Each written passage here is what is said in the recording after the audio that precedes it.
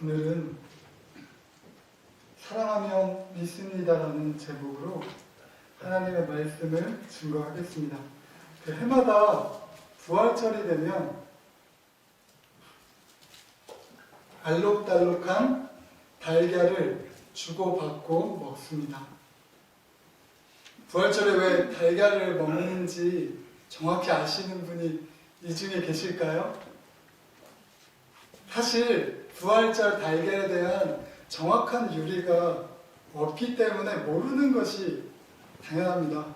그러나 한 가지 저는 내려오는 이야기가 오늘 부활절을 맞이하여 부활절의 의미를 우리에게 되짚어 주기 때문에 이 시간 나누도록 하겠습니다.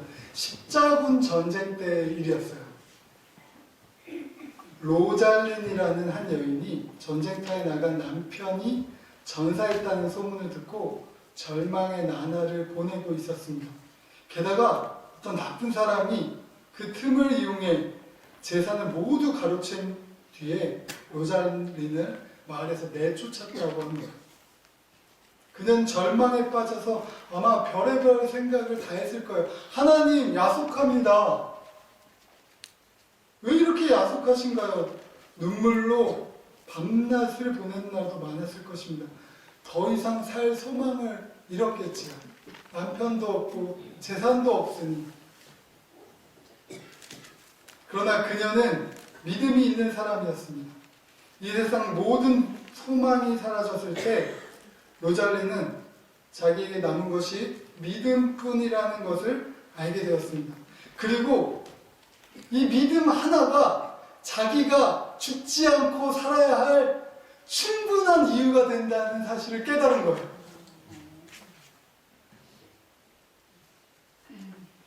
그리하여 오직 믿음 하나만을 가지고 힘든 시기를 버텼습니다. 그래서 시간이 흘러 이 여인은 어느 조그마한 마을에 안착했는데요. 마침 부활절을 맞아서 마을 어린 아이들에게 줄 선물을 준비했습니다. 얘들아, 너희들의 나무를 하나씩 정하고 그 나무 밑에 둥지를 만들어 놓아라. 그러면 너희들이 이제까지 보지 못한 예쁜 아이들이 들어있을 거야.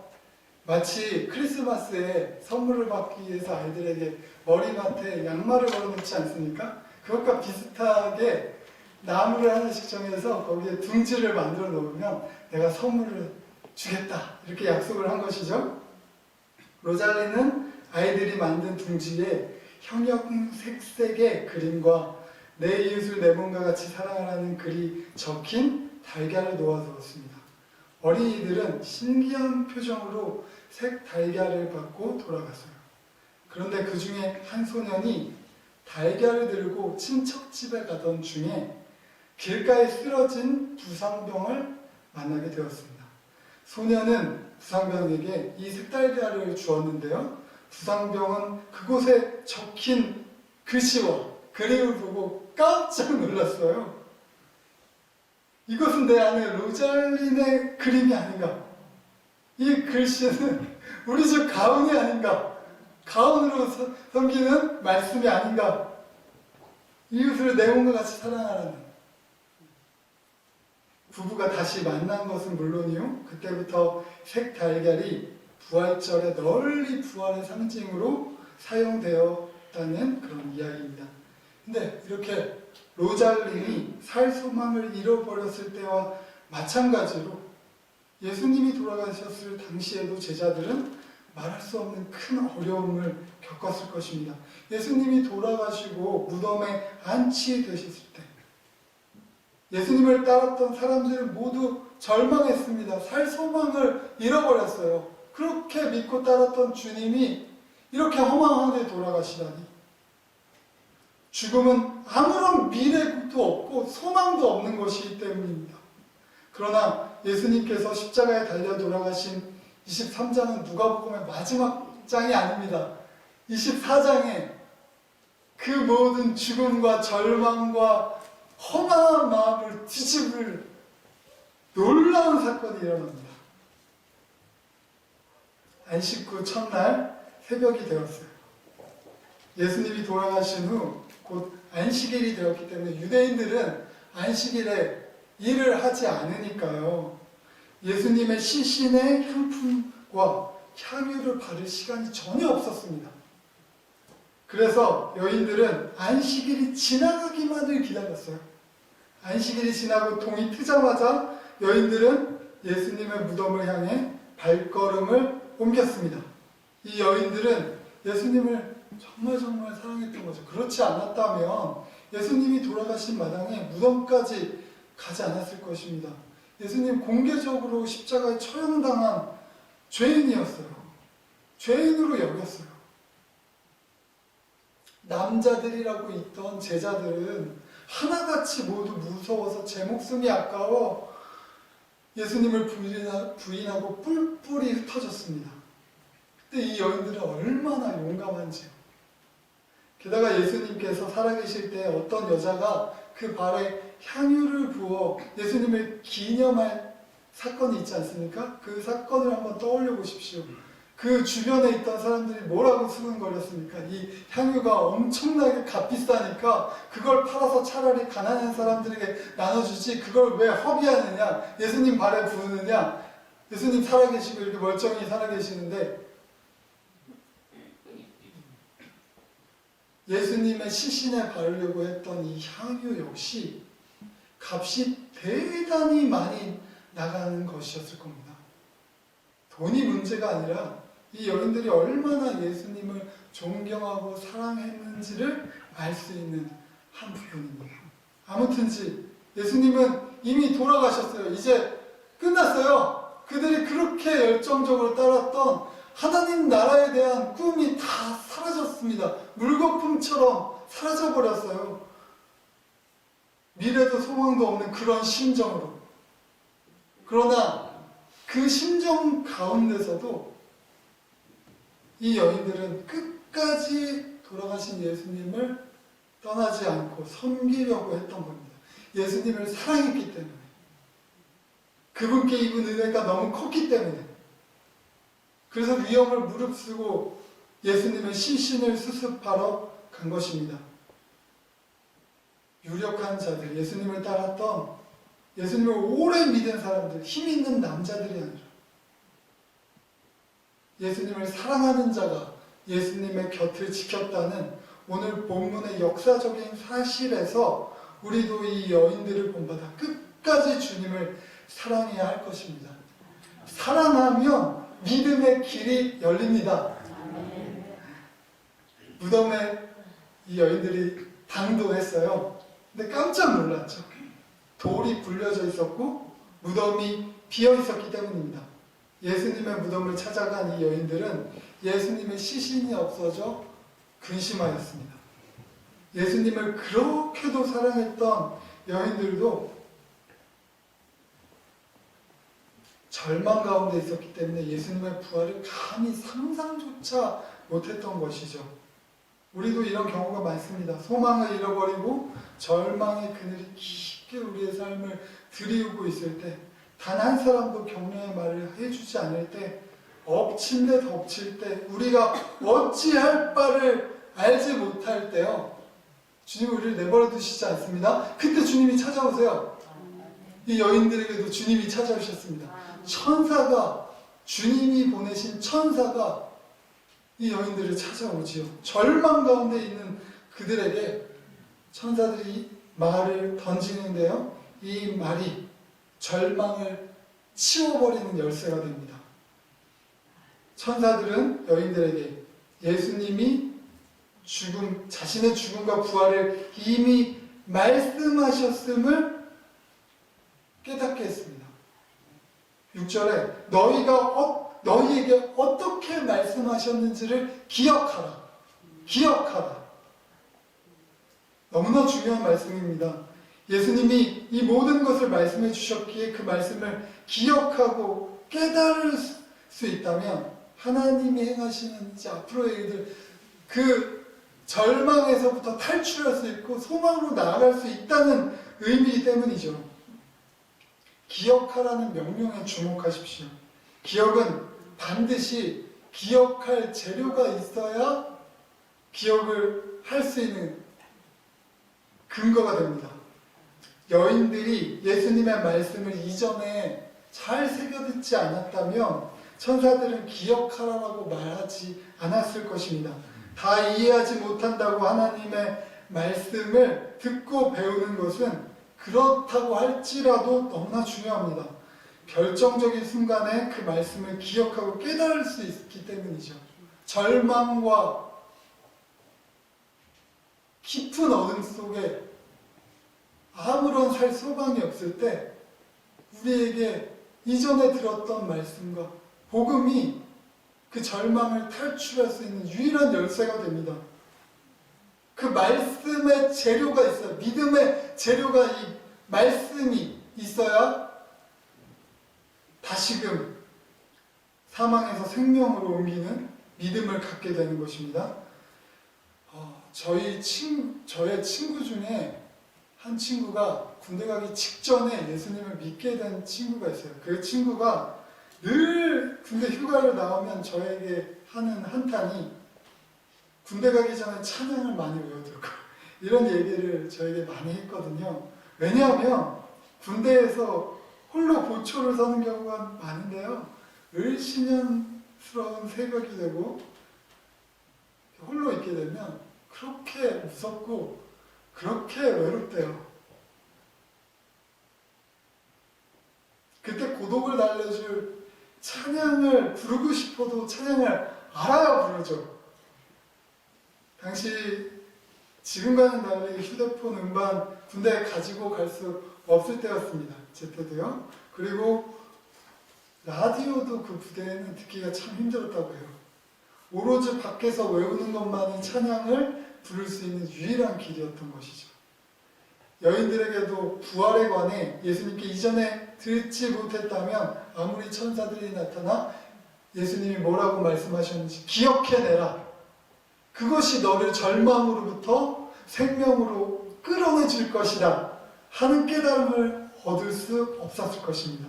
그러므로 이 여인들을 통해 우리가 배울 수 있는 것은요, 우리가 어찌할 바를 알지 못할 때 주의 말씀을 기억하여 나음을 얻도록 회복하도록 늘 말씀을 떠나지 말아야 한다는 것입니다. 그리고 또 여인들이 이 천사들의 도움으로 예수님의 말씀을 떠올리자 그 모든 놀라운 일들이 이해되기 시작한 것입니다. 여인들이 제자들보다 먼저 첫 부활의 증인이 됐어요. 먼저 제자들보다 부활의 진정한 의미를 알아챈 것입니다. 예수님께서 부활하셨다는 것은 단지 죽었다가 살아나는 것을 의미하지는 않습니다. 육체가 죽었다가 살아나는 것, 그것이 부활이 아닙니다. 예수님은 전에 죽은 마르다와 마리아의 형제 나사로를 살리신 일이 있습니다. 나사로야 나와라, 나사로야 일어나라, 이렇게 명령하셨더니 죽음을 이기고 무덤에서 나사로가 걸어 나오죠. 그러나 이것은 부활이라고 말할 수 없습니다. 왜냐하면 육체만 죽었다가 다시 살아나는 것은 소생이요 회생이라고 말하고, 부활은요 육체만 단지 살아나는 것이 아니기 때문입니다. 예수님의 부활은요, 이 여인들은 천사들의 이야기를 듣고 기억하라. 근데 예수님의 말씀을 기억하였더니 예수님께서 살아생전에 하나님 나라의 천국의 비밀에 대해서 계속 말씀하셨거든요. 예수님이 돌아가시고 난 다음에 그게 다 하나님 나라의 비밀과 천국의 비밀이 다 물거품이 된 줄 알았어요. 그게 허망한 이야기인 줄 알았어요. 근데 예수님께서 다시 살아나셨다는 부활의 소식을 듣자마자 여인들은 깨달았던 것입니다. 예수님이 말했던 그 모든 하늘의 비밀이 다 사실이었구나. 그것이 진리였구나.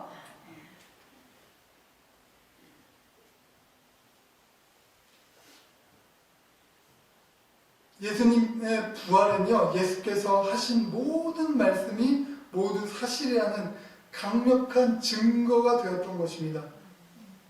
창세로부터 하나님과의 그 오랜 단절이 끝나고 예수님이 다리가 되셔서 하나님과 우리가 다시 하나가 되는 나라, 그 나라가 시작되었구나 라는 것을 여인들이 깨닫게 된 것이죠.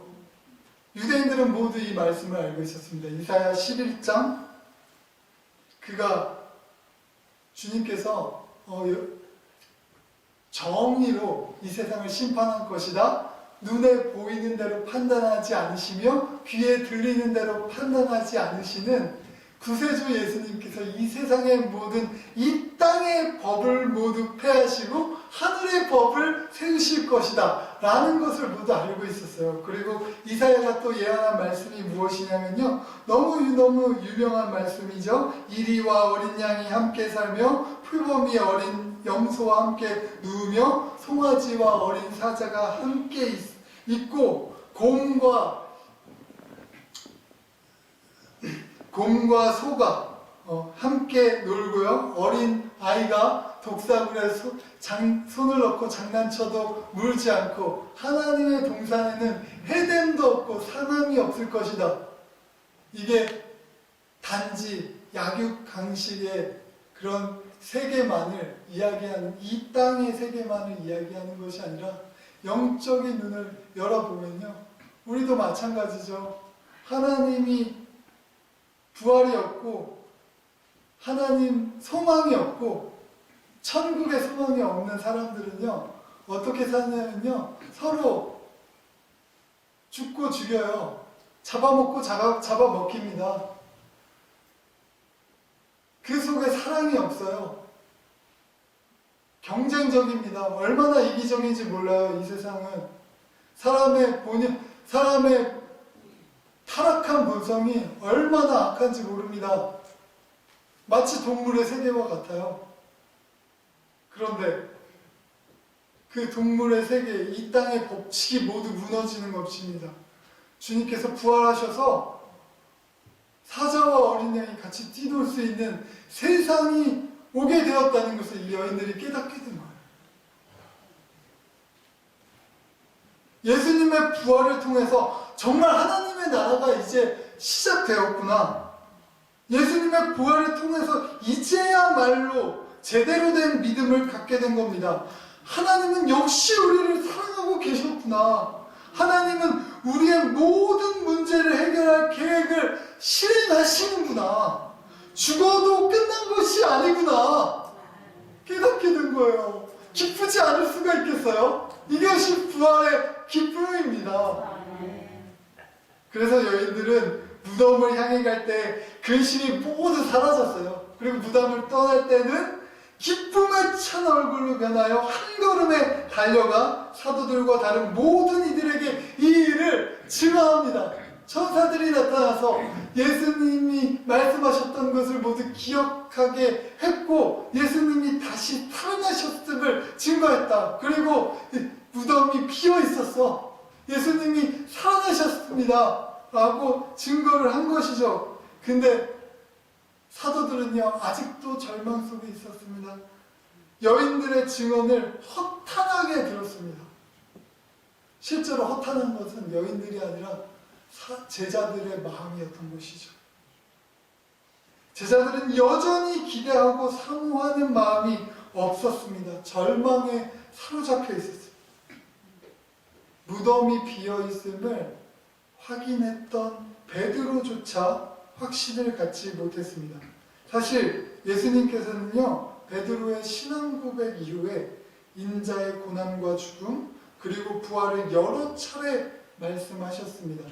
죽으신 후 3일 만에 다시 살아나실 것을 분명히 말씀하셨는데 이 모든 주님의 말씀을 지금 베드로와 사도들이 전혀 기억해내고 있지 못한 것입니다.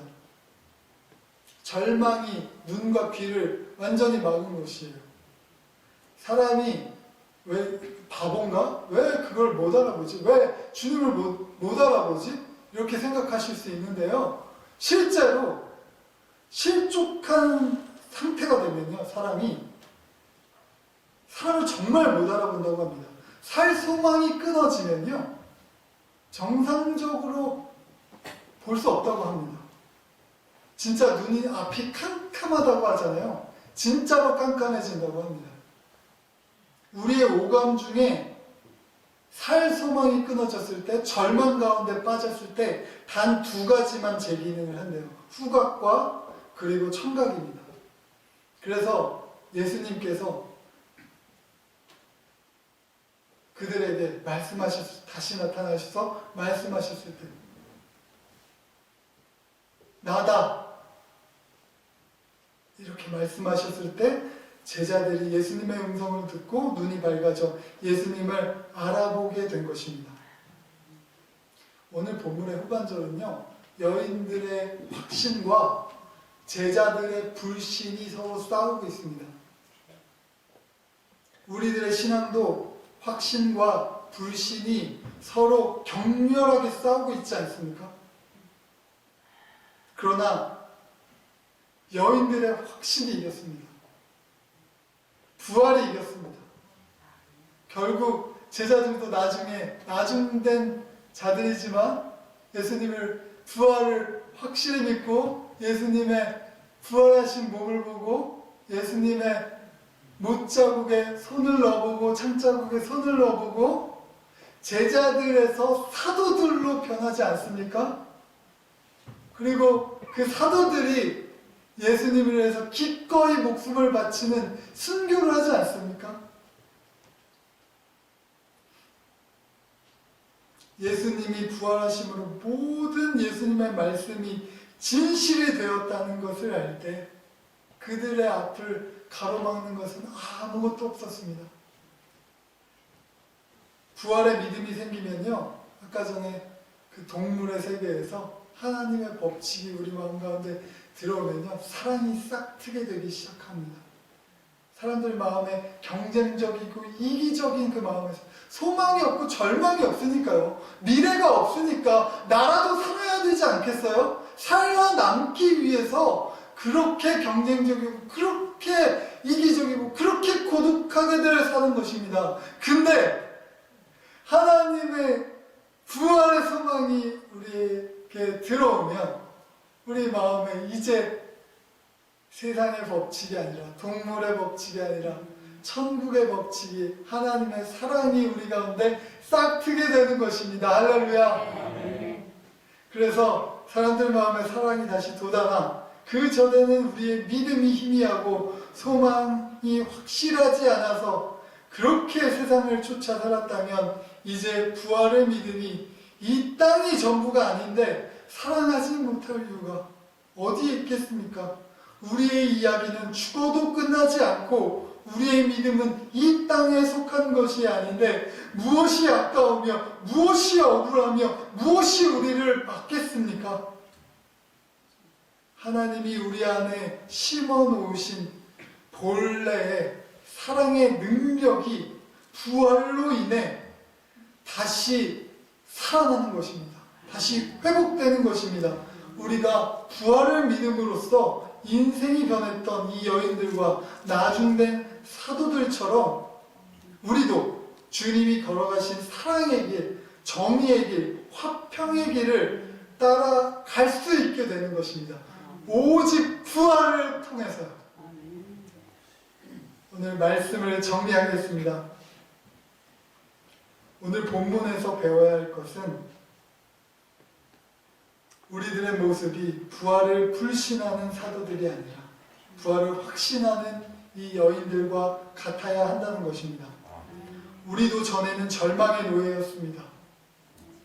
그러나 부활을 확신을 갖게 된 다음부터 우리는 사랑의 노예가 되고 소망의 노예로 변한 것입니다. 아직 절망의 그늘 속에 있는 저들에게 예수님의 부활하셨음을 알리는 것이 그리스도인으로서 우리가 가야 할 올바른 길입니다. 제가 사회복지를 공부를 했어요. 근데 사회복지의 목적은요, 인간의 결핍을 채우는 것입니다. 서로가 서로를 돕고 서로가 서로를 채워나가서 문제를 해결하고 문제를 극복하는 것이지요. 그러나 우리 그리스도인의 목적은 이와는 다릅니다. 인간에게는 사랑이 없어요. 인간이 교만하여 스스로 할 수 있다고 하고 이 땅에 천국을 만들 수 있다고 하지만 역사 이래로 그 모든 노력은 실패로 돌아갔습니다. 인간의 죄악 때문에요. 그러나 우리 하나님께서 우리에게 주신 이 부활의 능력으로 우리는 하나님이 주신 내 사랑이 아니라 하나님의 사랑으로 사랑할 수 있으며 이 세상을 위로하고 이 세상을 회복하고 이 세상을 치유할 수 있음을 믿습니다.